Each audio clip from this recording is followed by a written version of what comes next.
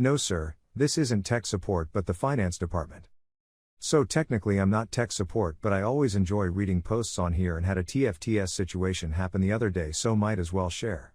So as the title would imply, I work in the finance department of a big multinational, 500k plus employees around the world, and tech support is really top notch. But basically we have internal companies who do nothing else than provide tech support for other companies within our company. So in no way we are short on tech staff.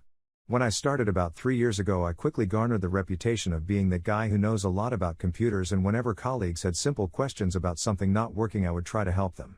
I figured support had enough tickets to deal with, and small stuff I can help with makes everyone happier. Plus I instantly became the department Excel guru.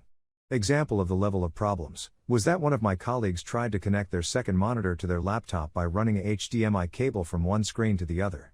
So for the past 3-ish years I've been doing this regularly, while also often sitting with people and creating more complex Excel sheets. The other day I suddenly get a Teams call from some guy, let's call him Jeff, I recognize the name of but never had any direct interaction with. But I do some really specific finance stuff which impacts everyone, so I get unknown people calling me all the time.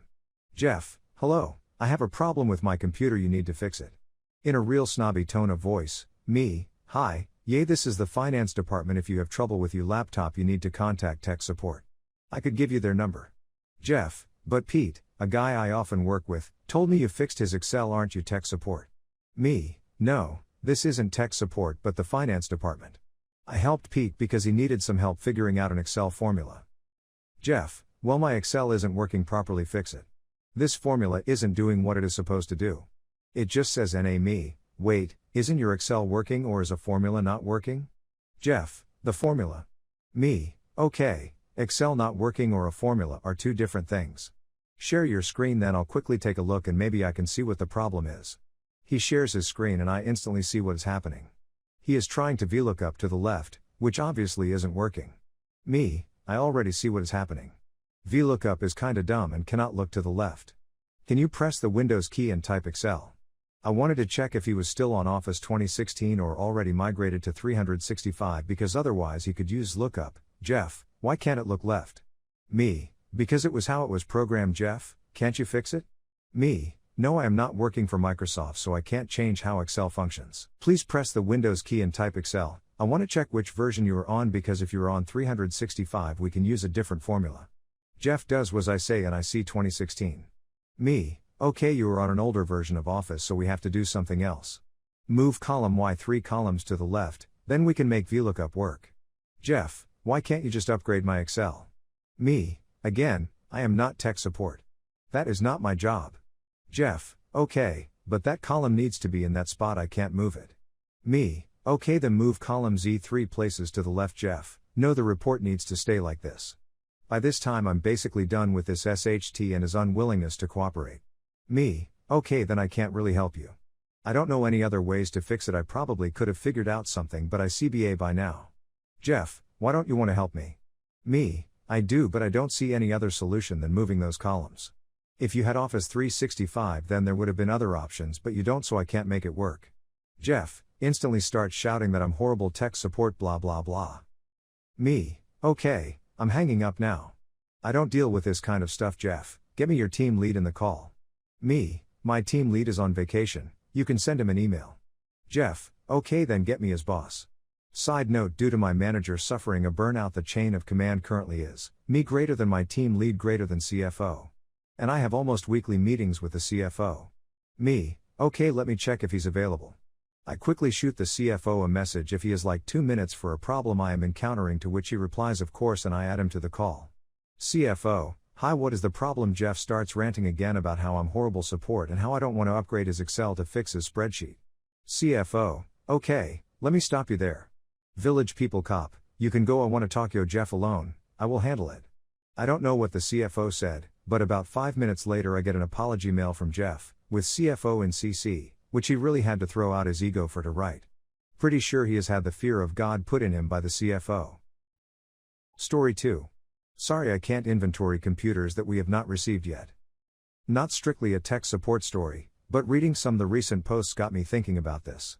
In my last job involved system and network administration, plus user support.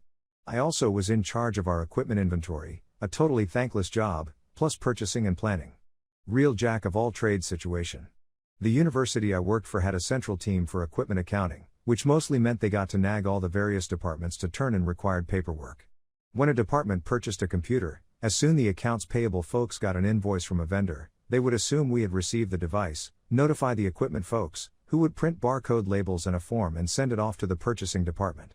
Department minion, me, would verify model and serial number, indicate building and room number, sign and return the form. This was pretty straightforward 99% of the time. Then one day I got a form and barcodes for 4 or 5 computers I had never heard of. The form had the PO number, so I was able to dig around in our accounting software and find out who had ordered these computers and what the status was, since I normally received all purchases and then delivered them to proper person. When I checked with the professor who had ordered these, he told me they had not been delivered yet. Okay, no problem, we'll get them in a day or two. This was the downside to our accounting folks assuming that invoiced was the same as received. I stuck the form and barcode labels on my cork board and forget about them. 30 days go by and I get a nasty gram email telling me that if I don't return the form as required, the equipment people will send someone over to put the labels on and we will charge an hourly rate for this. So, I check and find that we still have not received the computers. The vendor is having some issues. I call the equipment folks and explain that we don't have the computers yet. Conversation goes something like this: equipment folks, but accounting tells us the company sent an invoice. Me, maybe, we haven't received them, and we have not approved the invoice for payment. F, but you have put the labels on and send the form back. Me, there's nothing for me to put the labels on. We don't have the computers yet. F, but if you don't send the form back, we have to send one of our people to do it and charge you. Me, you're not listening to me. If you send someone over, they won't be able to put the labels on. There are no computers. We don't have them yet. I was really amazed that this was such a difficult idea for this person. I realized they were just doing what they had been told, but this couldn't have been the first time this had happened. F, okay, I'll make a note that you have a 30-day extension, but after that you have to return the completed form. Me, I understand, I'm sure we'll have the equipment by then. Of course, we didn't get the computers in 30 days. I again got a nasty email, CC'd to a whole bunch of bigwigs, basically saying I was a troublemaker and they going to send someone over to tag the computers. This time I looked up whoever the manager was for these folks and called them. I explained the whole story and they agreed to cool off the folks that were hounding me. I then emailed the manager, thanking them, reviewing the situation, and CC'd all the bigwigs, just to see a move. I also followed up with a professor that had ordered these freaking computers to find out what was going on. Turned out there was a long-term problem with the vendor. They might not be able to deliver the computers. Ever. The PO was shortly cancelled and I sent all the paperwork back to manager of the equipment folks. The lesson I learned was that no matter how good a system is, there has to be a way to handle exceptions. Always.